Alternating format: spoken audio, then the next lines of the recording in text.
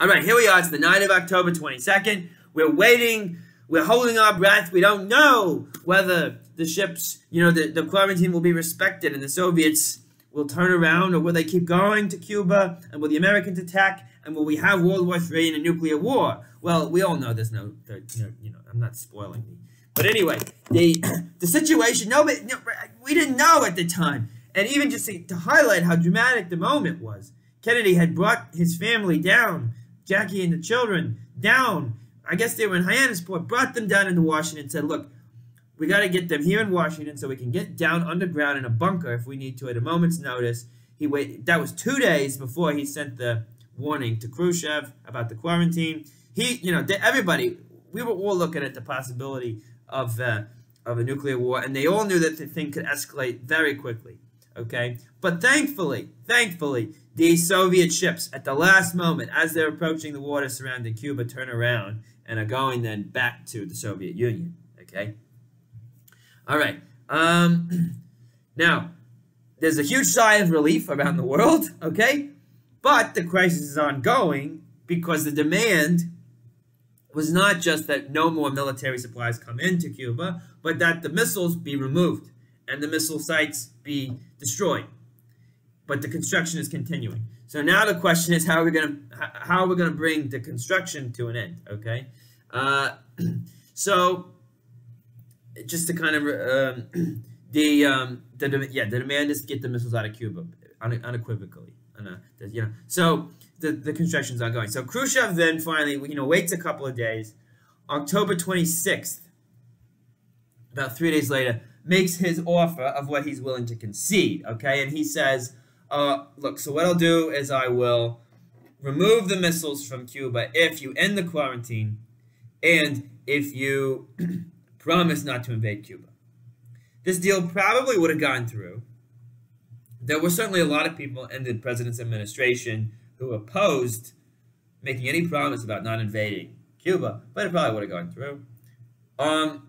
And then Khrushchev comes back with another demand, escalates his demands, says not only those two things, end the quarantine and promise not to invade, but you also need to remove the Jupiter missiles from Turkey. Okay, and this kind of just throws a wrench into everything. The Americans don't know how they're going to respond because they don't want to look like they're conceding too much. They don't want to look like they're willing to give anything that Khrushchev wants. And of course, he can't just come back and change his demands every 5 minutes. So they don't know what they're going to do. Then to make matters more intense, an American U-2 plane is fired on and brought down over Cuba and the pilot killed. So now you have the excuse to begin an invasion or to begin an airstrike and to say that you did not act in a preemptive fashion, that you were simply retaliating for an attack on your own pilot. Okay. And so Kennedy goes into the meeting after he's learned of the pilot coming down, and all the Joint Chiefs of Staff are there, and they are demanding an airstrike. They're saying you can't just allow this to happen.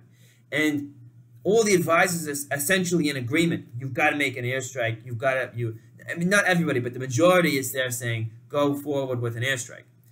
And thankfully, Kennedy resists. He doesn't order an airstrike because he knows that that's going to mean nuclear war and likely nuclear war. So he doesn't react in emotion, but at the same time that he doesn't give in to the demands for an attack, he's also maintaining in public that strong, tough stance, get the missiles out of Cuba now. In private, with Russian officials, he is telling them now, okay, look, we can end the quarantine if you get the missiles out. We can also promise not to invade. We're not going to put it in writing, but we can promise not to invade Cuba. And we can talk about, after the missiles are out of Cuba, then we can talk about removing the Jupiter missiles from Turkey at a later date. And he's saying that privately, not publicly. All right. Well, Well, certainly it's a concession, but really on a practical or strategic level, removing the Jupiter missiles from Turkey was not a major concession for Kennedy. He was already planning on removing them. Why? Because they were unnecessary. Why? Because you have submarines now that could be in the Mediterranean that could launch missiles at the Soviet Union. So you could have missiles in the Mediterranean region underwater that could launch the missiles. You don't need them in Turkey. Turkey can still be protected there. So it's not like much of a strategic thing. It was more like, but we don't want it to look like we're soft in public, which is why we're not publicly offering this. Okay. So that's his offer, right? Like, yes, we'll end the quarantine, we won't invade, and later on we'll get, after everything's taken care of, we'll get the missiles out of Turkey. And Khrushchev is like waiting. He's desperate for this answer because he's really like taking a risk making the demand with the Jupiter missiles. Okay, and remember, like, Soviet Union would have very likely lost this war if it went to war, right? Well, so he's terrified. He gets up early the morning of October 28th, reads the offer from Kennedy, accepts it immediately, and within a few weeks, the whole thing is implemented. The crisis ends and is averted.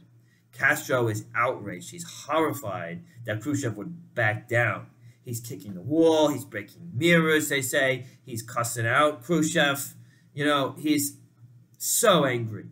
The American military leadership is also pretty annoyed at Kennedy for making a promise, even though it's not in writing, that he won't invade Cuba.